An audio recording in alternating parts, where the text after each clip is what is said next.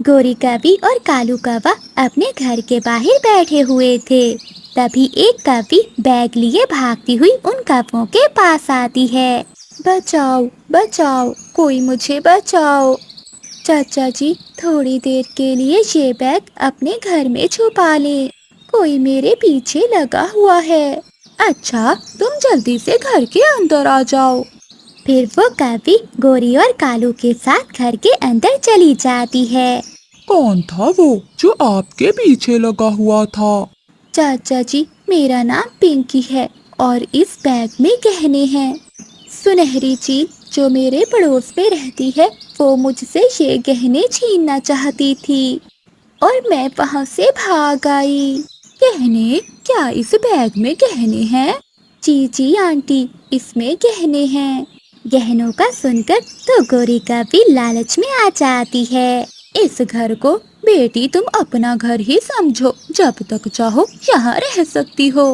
मैं भी देखती हूँ कि वो चील यहाँ कैसे आती है। मुझे भी आपसे मिलकर ऐसे लगा जैसे मैं अपने घर में आ गई हूँ। मेरा बेटा भी तुम्हारे जैसा सुंदर है। जग्गू, जग्गू नाम है उसका।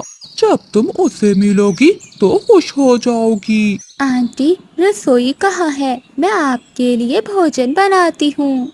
फिर पिंकी कवि रसोई में जाती है और जाकर भोजन बनाने लगती है। रात को जग्गू कौवा भी घर आ जाता है। पिंकी, पिंकी बेटी, इधर आना, हमारे जग्गू से मिल लो। माँ, कौन पिंकी? ये पिंकी कौन है? बेटा, सब बताती हूँ, थोड़ी धीरज रखो। हाय, मैं मर गई। आपका बेटा तो सच में बहुत सुंदर है। मेरी माँ ने कहा था कि किसी ऐसे ही सुंदर कौवे से शादी करना। हो, यही तो हम भी सोच रहे थे। जो बात तुमने की पिंकी, मैं भी यही सोच रहा था। आंटी, मेरे गहनों वाला बैग कहाँ रखा है? वो सामने, मैंने वो बैग अपने गहनों वाले बैग के साथ रखा है। आपके पास भी गहने हैं आंटी? तो और क्या, मैं इस जंगल में सबसे अमीर कवि हूँ। बड़ा रानी हार है मेरे पास और सोने के झुमके भी। ये तो बहुत अच्छा हुआ आंटी, मैं भी अमीर हूँ और आप भी अमीर, हमारी अच्छी गुजरेगी। फिर वो कवि कुछ दिन कालू और गोरी की खूब सेवा करती है। वो घर की सफाई भी करती और भोजन भी बनाकर गोरी और कालू को देती। फिर गोरी कवि अपने बेटे जग्गू की शादी उस कवि से कर देती है। अब मैं आपको आंटी नहीं बल्कि सासू माँ कहूँगी। क्यों नहीं बेटी, अब तो आप मेरी बहू हो। मम्मा, पिंकी ने मुझे बताया है कि इसके पास ऐसे ही गहनों से भरा हुआ एक और बैग है। क्या? क्या सच है ये पिंकी? हाँ सासू माँ जी, मेरी माँ ने कहा था कि मैं ये गहने अपनी सासू माँ को दूँ। अब आप ही मेरी सासू माँ हैं और ये सारे गहने आप ही रख लें। कितनी अच्छी है मेरी बहू, जो अपने सारे गहने अपनी सास को दे दिए हैं। जीती रहे मेरी बहू। और ससुर जी के लिए क्या है? ससुर जी, जो मेरे पास दूसरा गहनों का बैग है वो आपका हुआ। मैं किसी दिन जाकर वो बैग ले आऊंगी, वो आप रख लेना। बेटी, किसी दिन क्यों, आज ही ले आते हैं। लेकिन ससुर जी, वहाँ मेरे घर के पास सुनहरी चील रहती है, वो मुझे देखते ही पकड़ लेगी। तुम हमें बताओ, कहाँ है तुम्हारा घर? हम जाकर वो दूसरा गहनों वाला बैग ले आते हैं। पहाड़ों के पास बड़े पेड़ पर है मेरा घर। वहाँ एक संदूक है जिसमें गहने हैं। चलो गोरी और जग्गू, हम वो गहनों का बैग अभी ले आते हैं। फिर वो तीनों अपनी बहू की बताई हुई जगह पर चले जाते हैं। जब कालू कौवा, गोरी कवि और जग्गू कौवा पहाड़ों पर जाते हैं तो वहाँ एक पुराना घर देखते हैं। वो सब उस घर में चले जाते हैं। कालू जी, यही यही संदूक है वो। कालू जी, अब मुझसे इंतजार नहीं होता, जल्दी से खोलो। मम्मा, देख लो, ये सब आपको मेरी वजह से ही मिल रहा है। इतनी अमीर पत्नी मिली है मुझे। फिर कालू कौवा जल्दी से वो संदूक खोलता है। जब वो संदूक खोलते हैं तो वहाँ गाय का गोबर पड़ा था। छी छी कालू जी, यहाँ तो गाय का गोबर है। बहू ने हमारे साथ इतना बड़ा मजाक किया। गौरी, मुझे तो ये कोई और चक्कर लग रहा है। जल्दी करो, जल्दी से वापस घर चलो। फिर वो सब जल्दी से अपने घर वापस लौटते हैं। दरवाजे खुले थे और अलमारी भी खुली थी। सब सामान बिखरा हुआ था। कालू जी, मैं लुट गई। मेरी माँ की निशानी मेरे गहने नहीं है। इसका मतलब बहू हमें चूना लगाकर सारे गहने लेकर भाग गई।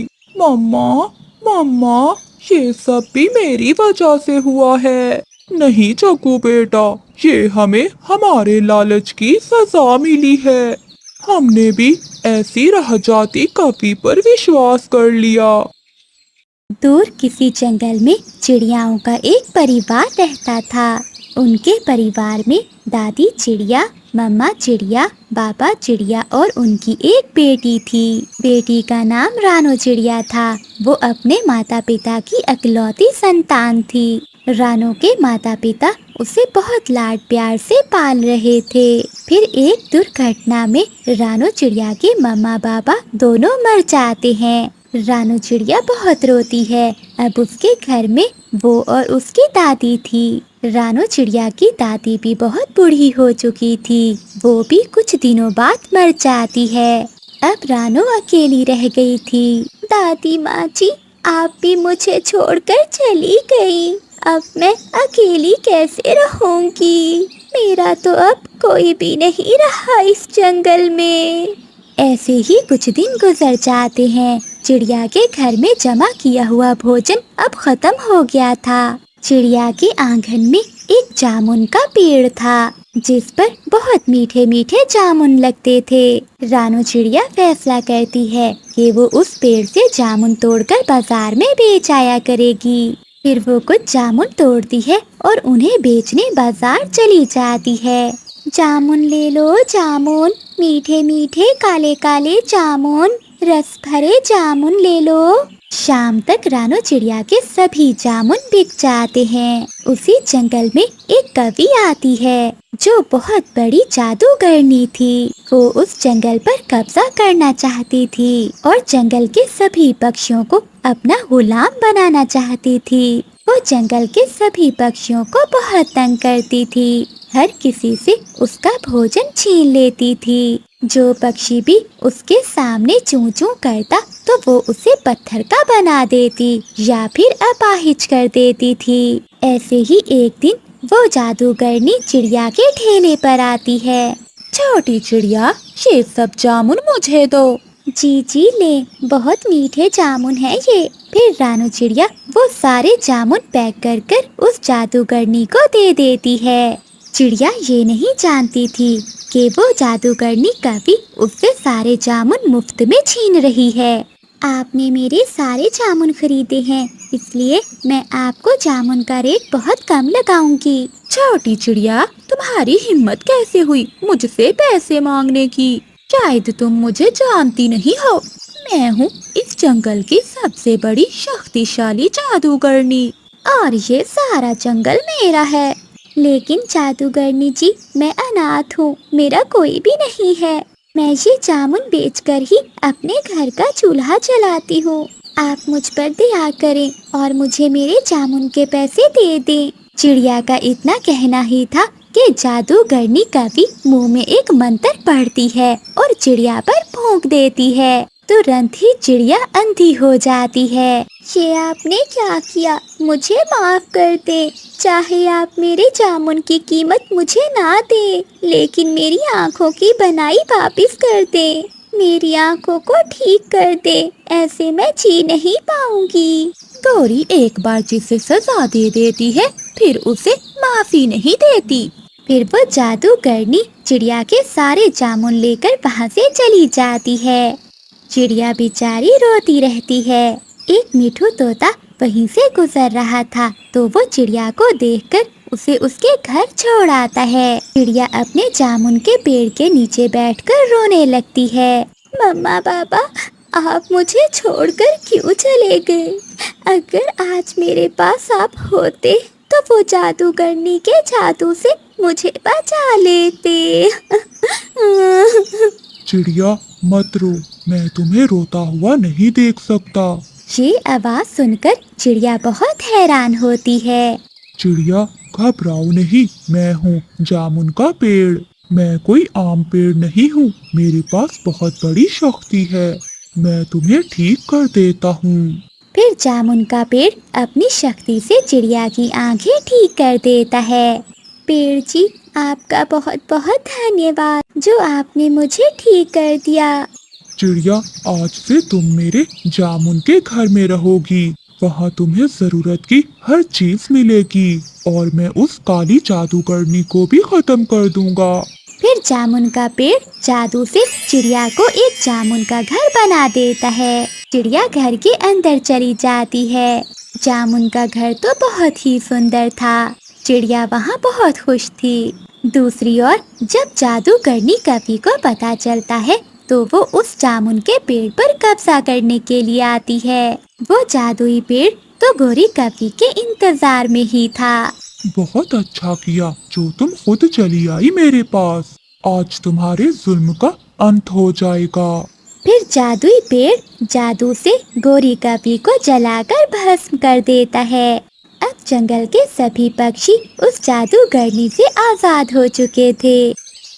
चिड़िया जल्दी करो, जंगल में बाढ़ आ रही है। सभी पक्षी ये जंगल छोड़कर जा रहे हैं। हमारे पास समय नहीं है।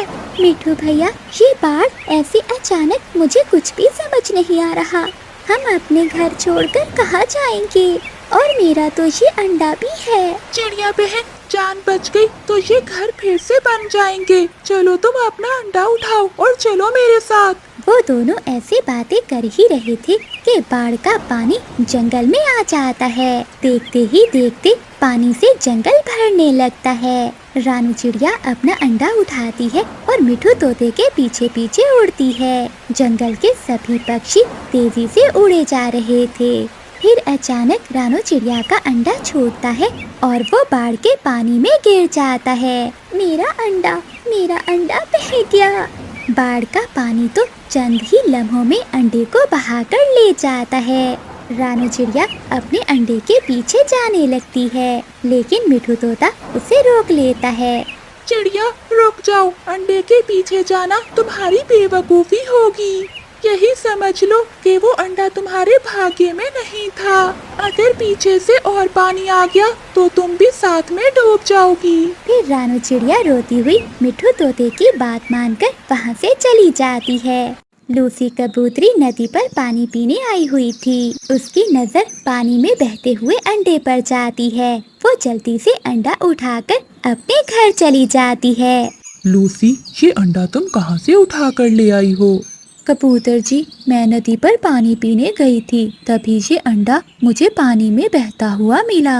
ये अंडा जरूर उसी बाढ़ के पानी में बहकर आया है, जो बाढ़ सागर वाले जंगल में आई हुई है। अब क्या पता इस अंडे के माता पिता के साथ क्या हुआ होगा। कबूतर जी, क्या आप मेरी एक बात मानेंगे? मैं जानता हूँ लूसी कि तुम क्या कहना चाहती हो। अगर आप इस अंडे को पालना चाहती हो तो मुझे कोई एतराज नहीं है। मैं इस अंडे को बहुत प्यार दूंगी। इस अंडे की वजह से मेरी सूनी गोद भर जाएगी। फिर कुछ दिनों बाद वो अंडा फूट जाता है और उसमें से एक छोटी चिड़िया की बेटी बाहर आती है। कबूतर जी, देखे हमारे अंडे से बच्चा बाहर आ गया है। ये तो छोटी सी चिड़िया है, बहुत प्यारी है। लूसी कबूतरी आज बहुत खुश थी। दूसरी तरफ रानू चिड़िया और बाकी पक्षी बाढ़ के बाद वापस अपने जंगल में लौट आते हैं। चिड़िया की तो दुनिया ही उजड़ चुकी थी। ज्यादा रोने की वजह से चिड़िया की आंखों की बनाई भी जा चुकी थी। मिठू तोता चिड़िया का बहुत अच्छा दोस्त था। वो हर रोज चिड़िया के पास आता। वो मीठा फल भी दे जाता और चिड़िया को हौसला भी दे जाता था। चिड़िया बहन, जब मैं तुम्हें देखता हूँ तो बहुत दुखी हो जाता हूँ। तुमने अपनी कैसी हालत बना ली है। मिठू भैया, जब मेरा पति मरा तो मेरे पास मेरा अंडा था। मैंने बहुत मुश्किल से खुद को संभाला, खुद को इस बात का हौसला देकर कि मेरे पास मेरे जीने का सहारा है, लेकिन अब मैं खुद को कैसे हौसला दूं? ऐसे ही दिन और रात गुजरते गए। अब चिड़िया की बेटी गुड़िया भी बड़ी हो चुकी थी। लूसी कबूतरी और कबूतर की तो अपनी बेटी में जान थी। वो अपनी बेटी से बहुत प्यार करते थे। ऐसे ही एक दिन गुड़िया अपनी डॉल से खेल रही थी कि वहाँ गोरी कवि की बेटी मुन्नी आ जाती है। मुन्नी कवि बहुत शरारती थी। वो गुड़िया की डॉल उठाकर वहाँ से भाग जाती है।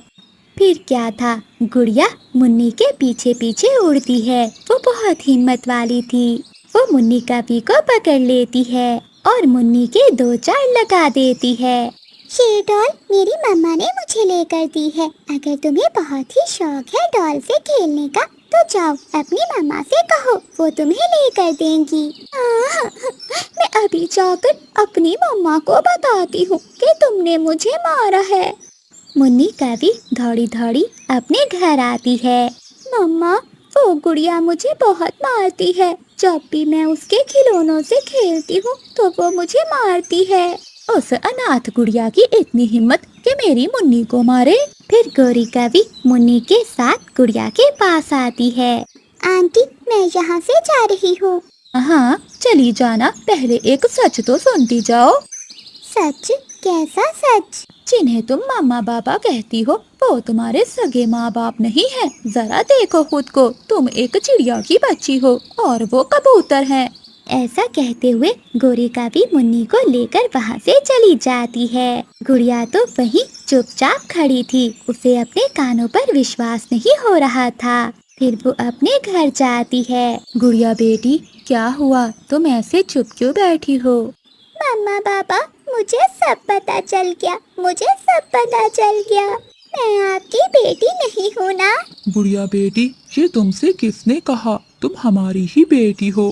ठीक है बाबा, अगर मैं आपकी बेटी हूँ तो मेरी कसम खाकर बताएं कि मैं आपकी बेटी हूँ। वो कबूतर कभी भी अपनी बेटी की झूठी कसम नहीं खा सकते थे। फिर लूसी कबूतरी सारी बात गुड़िया को बता देती है। गुड़िया रोती हुई वहाँ से चली जाती है। लूसी कबूतरी पीछे जाने लगती है तो कबूतर रोक लेता है। लूसी, तुम इस समय गुड़िया के पीछे मत जाओ। उसे अभी कुछ भी समझ नहीं आएगा, लेकिन आने वाला समय उसे सब समझा देगा। मुझे जाना होगा। मुझे अपने मम्मा पापा को ढूंढने जाना होगा। फिर गुड़िया वहाँ से सागर वाले जंगल की ओर चली जाती है। रात होने वाली थी। गुड़िया सागर वाले जंगल में पहुँच जाती है। वो एक पेड़ पर बैठ जाती है। अब अंधेरे में उसे कुछ भी समझ नहीं आ रहा था कि वो कहाँ जाए। मिट्ठू तोता पास से गुजर रहा था। वो गुड़िया को बैठा देखकर वहाँ आता है। छोटी चिड़िया, तुम मुझे इस जंगल की नहीं लगती। बताओ तुम कहाँ से आई हो और कहाँ जाना है? अंकल, मैं इसी जंगल की हूँ, लेकिन मैं अपने मम्मा पापा से बिछड़ गई थी। पिछले साल जो इस जंगल में बाढ़ आई थी, मैं उसमें बह गई थी। कहीं ये चिड़िया की बेटी तो नहीं है? अंकल, आप क्या सोचने लग गए? कुछ नहीं बेटी, चलो मैं तुम्हें एक चिड़िया के पास लेकर चलता हूँ। शायद वो तुम्हारी मदद कर सके। फिर मिट्ठू तोता गुड़िया को चिड़िया के पास ले जाता है। चिड़िया बहन, ये छोटी चिड़िया आज ही आई है इस जंगल में और अपने माता पिता को ढूंढ रही है। पिछले साल की बाढ़ में इसके माता पिता इससे जुदा हो गए थे। बेटी, मेरे पास आओ।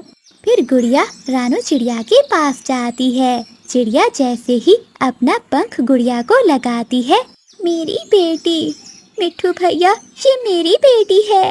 जब मैंने इसे पंख लगाया तो मुझे वैसा ही एहसास हुआ जैसे मुझे अपने अंडे से होता था। गुड़िया भी रोती हुई अपनी मम्मा के गले लग जाती है। चिड़िया बहन, ये तो कोई चमत्कार ही हुआ है। गुड़िया बेटी, आप कहाँ रह रही थी? फिर गुड़िया सारी बात अपनी मम्मा को बताती है। इसे सुनकर रानू चिड़िया खुश भी थी और उदास भी। वो कबूतरी बहुत अच्छी होगी जिसने मेरी बेटी को इतने प्यार से पाला है। संतान को खो देने का डर क्या होता है, मुझसे बेहतर कोई नहीं जानता। गुड़िया बेटी, मैंने आपको जन्म जरूर दिया है, लेकिन उन्होंने आपको बहुत प्यार से पाला है। वही तुम्हारे असल माता पिता हैं। तुम जाओ, तुम उन्हीं के पास जाओ। लेकिन मामा, मैं आपको भी अपने साथ लेकर जाऊंगी। चिड़िया बहन, गुड़िया ठीक कह रही है, तुम इनकार मत करना। अब मैं भी तुम्हें दुखी नहीं देख सकता। लूसी कबूतरी बैठी रो रही थी। कबूतर जी, आप जाएं, मेरी गुड़िया को वापस ला कर दे। मैं अपनी बेटी के बिना नहीं रह सकती। और मैं भी अपनी मम्मा के बिना नहीं रह सकती। फिर गुड़िया अपनी मम्मा कबूतरी को गले लगा लेती है और फिर वो सब खुशी खुशी का जीवन बिताते हैं। वो एक पेड़ पर बैठ जाती है। अब अंधेरे में उसे कुछ भी समझ नहीं आ रहा था कि वो कहाँ जाए। मिट्ठू तोता पास से गुजर रहा था। वो गुड़िया को बैठा देखकर वहाँ आता है। छोटी चिड़िया, तुम मुझे इस जंगल की नहीं लगती। बताओ तुम कहाँ से आई हो और कहाँ जाना है? अंकल, मैं इसी जंगल की हूँ, लेकिन मैं अपने मम्मा पापा से बिछड़ गई थी। पिछले साल जो इस जंगल में बाढ़ आई थी, मैं उसमें बह गई थी। कहीं ये चिड़िया की बेटी तो नहीं है? अंकल, आप क्या सोचने लग गए? कुछ नहीं बेटी, चलो मैं तुम्हें एक चिड़िया के पास लेकर चलता हूँ। शायद वो तुम्हारी मदद कर सके। फिर मिट्ठू तोता गुड़िया को चिड़िया के पास ले जाता है। चिड़िया बहन, ये छोटी चिड़िया आज ही आई है इस जंगल में और अपने माता पिता को ढूंढ रही है। पिछले साल की बाढ़ में इसके माता पिता इससे जुदा हो गए थे। बेटी, मेरे पास आओ। फिर गुड़िया रानू चिड़िया के पास जाती है। चिड़िया जैसे ही अपना पंख गुड़िया को लगाती है, मेरी बेटी। मिट्ठू भैया, ये मेरी बेटी है। जब मैंने इसे पंख लगाया तो मुझे वैसा ही एहसास हुआ जैसे मुझे अपने अंडे से होता था। गुड़िया भी रोती हुई अपनी मम्मा के गले लग जाती है। चिड़िया बहन, ये तो कोई चमत्कार ही हुआ है। गुड़िया बेटी, आप कहाँ रह रही थी? फिर गुड़िया सारी बात अपनी मम्मा को बताती है, जिसे सुनकर रानू चिड़िया खुश भी थी और उदास भी। वो कबूतरी बहुत अच्छी होगी जिसने मेरी बेटी को इतने प्यार से पाला है। संतान को खो देने का डर क्या होता है, मुझसे बेहतर कोई नहीं जानता। गुड़िया बेटी, मैंने आपको जन्म जरूर दिया है, लेकिन उन्होंने आपको बहुत प्यार से पाला है। वही तुम्हारे असल माता पिता हैं। तुम जाओ, तुम उन्हीं के पास जाओ। लेकिन मामा, मैं आपको भी अपने साथ लेकर जाऊंगी। चिड़िया बहन, गुड़िया ठीक कह रही है, तुम इनकार मत करना। अब मैं भी तुम्हें दुखी नहीं देख सकता। लूसी कबूतरी बैठी रो रही थी। कबूतर जी, आप जाएं, मेरी गुड़िया को वापस ला कर दे। मैं अपनी बेटी के बिना नहीं रह सकती। और मैं भी अपनी मम्मा के बिना नहीं रह सकती। फिर गुड़िया अपनी मम्मा कबूतरी को गले लगा लेती है और फिर वो सब खुशी खुशी का जीवन बिताते हैं। गोरी कवि अपना दाना लेकर घर वापस आ रही थी कि रास्ते में तेज बारिश शुरू हो जाती है। ऐसी तेज बारिश में उड़ना बहुत मुश्किल है। मैं ऐसा करती हूँ, सामने वाले घर में जाकर आश्रय ले लेती हूँ। गोरी कवि सामने पेड़ पर बने हुए घर पर जाती है। घर का दरवाजा खुला था। कोई है घर में? अंदर से कोई भी आवाज नहीं आती। तभी गोरी कवि घर के अंदर चली जाती है। अरे, इस घर में तो कोई भी नहीं है। चलो, मेरे लिए तो अच्छा ही हुआ। अब मैं बारिश से बच जाऊंगी। फिर गोरी कवि घोंसले में लेट जाती है। आज तो कोई भी शिकार नहीं मिला। मैं ऐसा करती हूँ, अपनी बहन से जाकर पूछती हूँ। हो सकता है कि उसके पास कोई शिकार हो। वो बड़ी चील उड़ती हुई अपने घर आती है। बड़ी चील को घर में आता देखकर गोरी कवि की तो सांस ही रुक जाती है। वो डर के मारे अलमारी के पीछे छुप जाती है। चील अपना फोन उठाती है और अपनी बहन को कॉल करती है। बड़ी भूखी हूँ, क्या तुम्हारे पास कुछ खाने को है? छोटी, मैं तोते के घर की ओर जा रही हूँ, तुम भी आ जाओ। क्या तोते के घर में क्या छोटा बच्चा है? हाँ, तुम जल्दी से आओ, हम दोनों बहनें मिलकर तोते के घर में जाती हैं। गोरी का भी अलमारी के पीछे छुपी हुई चील की सारी बातें सुन रही थी। चील फोन रखती है और अपने घर से निकल जाती है। अरे, ये चील तो छोटे मिट्ठू को खाने जा रही है, मुझे कुछ ना कुछ तो करना होगा। गोरी का भी फोन उठाती है और कालू का नंबर मिलाती है। कालू कौवा अपना मोबाइल साइलेंट पर लगाकर आराम से अपने घोंसले में सो रहा था। अरे, ये कालू जी फोन क्यों नहीं उठा रहे? अब मैं क्या करूं? हाँ, चिड़िया को फोन करती हूँ, वो तोते के पड़ोस में रहती है, वो जरूर छोटे मिट्ठू को बचा लेगी। फिर गोरी का भी रानू चिड़िया को कॉल मिलाती है। चिड़िया, चिड़िया बहन, छोटे मिट्ठू को बचा लो, छोटे मिट्ठू को बचा लो। ऐसा कहते ही फोन कट हो जाता है। अरे, ये बैटरी भी अभी खत्म होनी थी। गोरी, क्या हुआ छोटे मिट्ठू को? मुझे तो कुछ भी समझ नहीं आ रही कि गोरी कहाँ है और क्या बात कर रही है। फिर रानू चिड़िया अपने घर से निकलती है और तोते के घर की ओर जाती है। छोटे मिट्ठू, आपके मामा पापा कहाँ हैं? आंटी, मेरे मामा और पापा दूसरे जंगल से दाना लेने गए हुए हैं। बेटा, आप मेरे साथ चलो, जल्दी करो। फिर रानू चिड़िया छोटे मिट्ठू को अपने साथ ले जाती है। बड़ी, मैं आ गई। छोटी चील भी अपनी बड़ी बहन के पास आ जाती है। फिर वो दोनों चीलें तोते के घर की ओर उड़ती हैं। गोरी भी मौका पाकर चील के घर से निकलती है। मिट्ठू जी, कब हम यहाँ से निकलेंगे? मुझे अपने बबलू की चिंता हो रही है। चिंता तो मुझे भी हो रही है। हमें ऐसे ही बारिश में उड़ना होगा, क्योंकि इस मौसम की बारिशें जल्दी नहीं रुकती। मिट्ठू और हरियाली के लिए तेज बारिश में उड़ना बहुत मुश्किल था, लेकिन वो अपने छोटे मिट्ठू के लिए उड़ते हैं। तोते के घर में कुछ भी ना देखकर दोनों चीलें बहनें उदास हो जाती हैं। छोटी, मैं अभी थोड़ी देर पहले अपनी आँखों से देख कर गई हूँ, छोटा मिट्ठू अकेला बैठा हुआ था। बड़ी, वो अब कहाँ जा सकता है? फिर गोरी का भी मिट्ठू तोते के घर आती है और बाहर से दरवाजा बंद कर देती है और शोर मचाने लगती है। चील, चील, पक्षियों, मैंने यहाँ चील को बंद कर दिया है। मिट्ठू तोता और हरियाली तोती भी वहाँ पहुँच जाते हैं। गोरी, कहाँ है चील? तुम्हारे घर में। मेरा छोटा मिट्ठू, मेरा बेटा, मेरे बेटे को वो चील खा गई होगी। खिड़की से चील बोलती है। हमें जाने दो काफी, यहाँ कोई भी नहीं है, ये घर तो खाली है। फिर हमारा बेटा कहाँ गया होगा? मिट्ठू, मैंने चिड़िया को पहले ही फोन कर दिया था, लगता है चिड़िया छोटे मिट्ठू को अपने साथ ले गई है। तुम चिंता ना करो, छोटा मिट्ठू ठीक होगा। गौरी, हम वादा करती हैं, हमें बाहर निकाल दो, हम दोबारा यहाँ कभी नहीं आएंगी और ये जंगल छोड़कर दूर चली जाएंगी। मुझसे पक्का वादा करना, फिर ही मैं तुम्हें बाहर निकालूंगी। फिर वो चीलें वादा करती हैं और गोरी का भी घर का दरवाजा खोल देती है।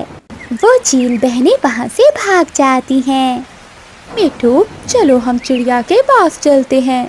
फिर वो तीनों चिड़िया के घर जाते हैं। छोटा मिट्ठू चिड़िया के पास बैठा हुआ था।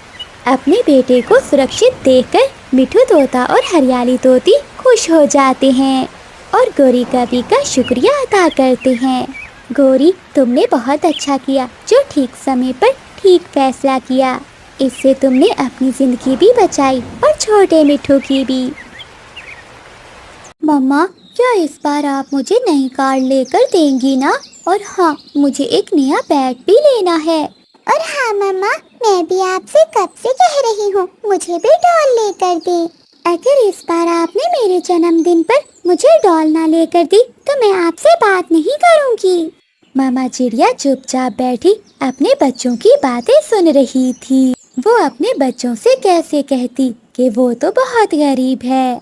गुड़िया और कुकू, अभी तो मैं किसी काम से बाहर जा रही हूँ, जब मेरे पास पैसे होंगे तो मैं आप दोनों को सब कुछ लेकर दूंगी। फिर मामा चिड़िया अपने घर से बाहर निकलती है। वो अपने बच्चों की ख्वाहिशें सुनकर बहुत दुखी थी। वो रोती हुई जा रही थी। फिर वो दूर जाकर एक घने पेड़ के नीचे बैठ जाती है और फूट फूट कर रोने लगती है। मैं कितनी बेबस माँ हूँ जो अपने बच्चों की एक भी इच्छा पूरी नहीं कर पा रही। मैं तो अपने बच्चों के सामने रो भी नहीं सकती। मैं क्या करूँ? मैं बहुत मजबूर हूँ। मामा चिड़िया बैठी ऐसे रो रही थी कि उसे एक आवाज सुनाई देती है। चिड़िया चुप कर जाओ, चुप कर जाओ, मैं हूँ ना, मैं तुम्हारी मदद करूँगा। पेड़ को बोलता देखकर चिड़िया पहले तो डरती है और फिर बोलती है, पेड़ जी, आप भला मेरी कैसे मदद कर सकते हैं? अगर मैं तुम्हें एक सोने का फल दूं तो तुम उसका क्या करोगी? पेड़ जी, मैं उस सोने के फल को बेचकर अपने बच्चों के लिए चीजें खरीदूंगी। अच्छा चिड़िया, अगर मैं तुम्हें एक और सोने का फल दूं तो तुम उस फल का क्या करोगी? फिर मैं उस सोने के फल को बेचकर गरीब पक्षियों की मदद करूंगी। बहुत अच्छे, बहुत अच्छे, तो फिर ऊपर देखो। फिर रानू चिड़िया जैसे ही ऊपर देखती है तो उस पेड़ पर ढेर सारे सोने के फल लग जाते हैं। ये देखकर चिड़िया बहुत खुश हो जाती है। चिड़िया, तुम 2 फल तोड़ लो और एक से अपने बच्चों की चीजें ले लेना और एक सोने के फल से गरीबों की मदद करना। आपका बहुत बहुत धन्यवाद पेड़ जी, आपने तो मेरी सारी मुश्किलें दूर कर दी। फिर रानू चिड़िया 2 सोने के फल तोड़ लेती है और वो सीधा मिठू सुनार के पास जाती है और उन्हें वो सोने के फल बेच देती है। फिर रानू चिड़िया अपने बेटे के लिए रिमोट कार और बैट लेती है और गुड़िया के लिए डॉल। ये सब लेने के बाद भी चिड़िया के पास बहुत सारे पैसे बच जाते हैं। ये सब लेकर मामा चिड़िया अपने घर चली जाती है। मम्मा, ये सब कैसे हुआ? मुझे तो कोई सपना लग रहा है। कुकू बेटा, ये ऊपर वाले ने हमारी मदद की है। और गुड़िया बेटी, आपको डॉल कैसी लगी? मम्मा, ऐसी ही डॉल तो मैं कब से आपसे मांग रही थी, ये बहुत अच्छी है। फिर उस दिन के बाद से रानू चिड़िया गरीब पक्षियों की मदद करना शुरू करती है। चिड़िया बहन, मेरा कीकी बहुत बीमार है, मुझे उसके इलाज के लिए कुछ पैसे दे दो। ये ले लूसी बहन, ये पैसे मेरे नहीं बल्कि आप सबके हैं। उस जादुई पेड़ ने मुझे जो दिया, मेरे लिए वो कभी भी खत्म नहीं हो सकता। ये बात गोरी काफी तक भी पहुंच जाती है। कालू, ओए निकम्मे, सुना है वो चिड़िया गरीबों की मदद कर रही है। गौरी, उसे जादुई पेड़ ने 2 सोने के फल दिए हैं, इसलिए वो चिड़िया अब बहुत अमीर हो गई है। कालू जी, तो क्या अब हम गरीब ही रहेंगे? मैं भी लूंगी वो सोने के फल। चलो, तुम मेरे साथ चलो। फिर गौरी कवि और कालू कौवा चिड़िया के पास जाते हैं। चिड़िया, वो जादुई पेड़ कहाँ है? हम भी उसे देखना चाहते हैं। वो कितना अच्छा पेड़ है जिसे गरीब पक्षियों का कितना ख्याल है। कव्वो, वो चमत्कारी पेड़ पुराने कुएं के पास है। मैं वहाँ बैठी रो रही थी कि उस जादुई पेड़ ने मेरी मदद की। अगर आपको कुछ जरूरत है तो कुछ पैसे मैं आपको दे सकती हूँ। नहीं नहीं चिड़िया, हमें कोई जरूरत नहीं। चल कालू चल। फिर गौरी कवि कालू कौवे को साथ लेकर घने जंगल की ओर पुराने कुएं के पास चली जाती है। वो दोनों लालची कौवा और कवि बड़े पेड़ के पास पहुंच जाते हैं। मैं बहुत गरीब हूँ, मेरे पास सोने का हार भी नहीं है, ना ही झुमके। मेरा पति कालू जी भी बहुत गरीब है। अगर किसी ने मेरी मदद ना की तो मैं आत्महत्या कर लूँगा, मैं मर जाऊँगा। ये सब सुनकर वो चमत्कारी पेड़ बोलता है।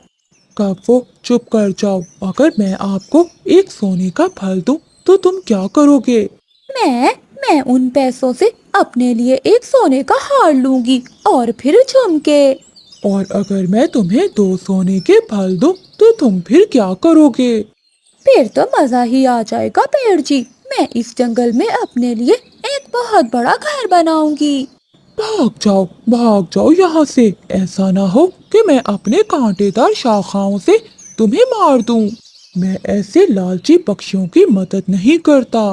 पेड़ जी, मेरी बात तो सुने।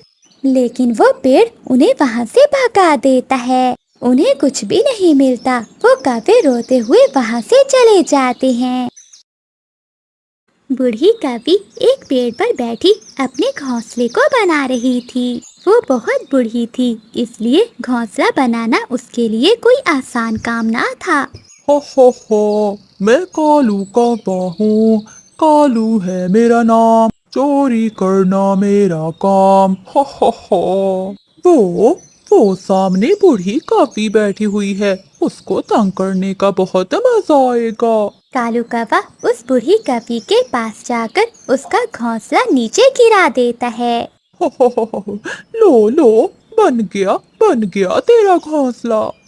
कौन कौन हो तुम, दुष्ट कौवे? मैं बताऊंगी, मैं तेरी माँ को बताऊंगी। मेरी माँ तो कब की मर गई, अब तू भी मर जा बूढ़ी कौवी, और कितना जिएगी। कालू कौवा बूढ़ी कौवी का दाना उठाता है और वहाँ से भाग जाता है। टूटे तेरी टांग, तेरे पंख टूटे। दुष्ट कौवे बूढ़े पक्षियों को भी नहीं छोड़ता। रोती हुई बूढ़ी कौवी चिड़िया के पास जाती है। चिड़िया, अभी कोई जवान कौवा मेरे पास आया, उसने मेरा घोंसला भी तोड़ दिया और मेरा भोजन लेकर भाग गया। माँ जी, इस जंगल में एक ही कौवा है, कालू कौवा है उसका नाम। मुझे उसके घर लेकर जाओ, मैं उसकी माँ को सब बताऊंगी। माँ जी, वो कौवा अकेला ही रहता है। अभी पिछले महीने उसने अपनी पत्नी को मार मार कर जान से ही मार दिया। वो कौवा कभी नहीं सुधरने वाला, वो बहुत बुरा है। क्या करती बूढ़ी कौवी रोती हुई वहाँ से चली जाती है। खा पीकर कालू कौवा आराम से अपने घर में जाकर सो जाता है। दूसरे दिन बूढ़ी कौवी रोती हुई मिठू तोते के पास जाती है। मुझे न्याय चाहिए, कोई भी मेरी मदद नहीं कर रहा। उस दुष्ट कौवे ने मेरा घोंसला तोड़ दिया और मेरा भोजन भी ले गया। अब मुझे न्याय चाहिए। माँ जी, वो कौवा बहुत शक्तिशाली है, सब डरते हैं उससे। कोई पक्षी भी उस कौवे से बात नहीं करेगा। आप जाइए और जाकर अपना नया घोंसला बना लीजिए। बूढ़ी कौवी नाराज हो जाती है। एक दिन वो तुम सबको भी मार देगा। अगर ऐसा ही रहा तो वो पूरे पक्षियों को छोड़ तुम जैसे पक्षियों को भी नहीं छोड़ेगा। जितना डरोगे उतने बुरे वो काम करेगा। चिड़िया बहन, आज बूढ़ी कौवी मेरे पास आई थी, बात तो ठीक की उसने। अगर हम में से किसी ने भी कौवे को ना रोका तो वो एक ना एक दिन हमारे बच्चों को भी मार देगा। मिठू, क्या तुम मुझसे बात कर सकते हो? नहीं, मुझे उससे बहुत डर लगता है। तो ऐसे ही मैं भी बहुत डरती हूँ उससे। वो जिसे भी मारता है मार मार कर उसके पंख तोड़ देता है। सुनो मोटी बुलबुल, लाओ ये फूल मुझे दे दो। आज इनका रस मैं ही पी लेता हूँ। क्यों? सारा दिन मैं गर्मी में मरी हूँ, फिर जाकर मैंने ये फूल इकट्ठे किए हैं, अब मैं तुम्हें कैसे दे दूँ? तेरी इतनी हिम्मत कि तुम मुझे फूल ना दो? कालू कौवा आगे बढ़ता है। वो बुलबुल को नीचे गिराकर अपनी चोंच से मारने लगता है। बचाओ, कोई मुझे बचाओ। रानू चिड़िया और मिठू तोता वहाँ आ जाते हैं। कौवे भैया, रहम करें, इस बेचारी बुलबुल को छोड़ दें। कौवे, ये मर जाएगी। चुप कर जा मोटी चोंच वाले, अगर बोला तो मैं तेरी ये चोंच ही तोड़ दूंगा। ये मोटी बुलबुल मुझे अपने फूल नहीं दे रही थी। ले जाओ, मेरी सारी फूलों की टोकरी ही ले जाओ। कालू कौवा बुलबुल के फूलों की टोकरी उठाता है और वहाँ से चला जाता है। तुम सब ने जहाँ चूड़ियाँ पहन रखी हैं, कोई भी नहीं है जो इस काले कौवे का मुकाबला कर सके। अगर मुझे कोई बचाने आता तो इस कौवे की इतनी हिम्मत ना होती कि कल वो किसी और पक्षी को मारता। परंतु कोई बात नहीं, कल को इसने बूढ़ी कौवी को मारा और आज मुझे। ऐसे ही सभी की बारी आएगी, सब मरेंगे उस कौवे के हाथों। फिर जंगल के सभी पक्षी इकट्ठे होते हैं। चिड़िया, बहुत हो गया, वो कौवा अपनी हद से आगे बढ़ गया है। कबूतर भैया, वो कौवा बहुत शक्तिशाली है।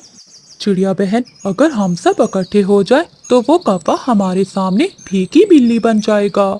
हम सबको एक साथ मुकाबला करना होगा। तो ठीक है पक्षियों, हम सब मिलकर उस कौवे का मुकाबला करेंगे और उसे अपने जंगल से निकाल देंगे। बचाओ, कोई मुझे बचाओ। रानू चिड़िया की बेटी गुड़िया की रोने की आवाज आती है। ये तो मेरी बेटी गुड़िया की आवाज है। फिर वो सभी पक्षी वहाँ से भागते हैं। मामा मामा, इस गंदे कौवे अंकल ने मेरा फल छीन लिया और मुझे मारा भी है। आजा आजा चिड़िया, तू भी खा ले मीठा फल, तुझे भी देता हूँ मैं मीठा फल। दुष्ट कौवे, मैं तुमसे डरने वाली नहीं हूँ, मैं तुम्हारा मुकाबला करूँगी। हम सब मिलकर कौवे का मुकाबला करेंगे। फिर सारे पक्षी मिलकर कालू कौवे पर हमला कर देते हैं और मार मार कर कालू कौवे के पंख तोड़ देते हैं। रहम करो, मुझे जान से ना मारो, मैं यहाँ से दूर चला जाऊंगा। मुझे मत मारे, मुझे छोड़ दे। दोस्तों, इसे छोड़ दो, अब ये हमेशा हमेशा के लिए सुधर जाएगा। फिर कालू कौवा वो जंगल छोड़कर चला जाता है।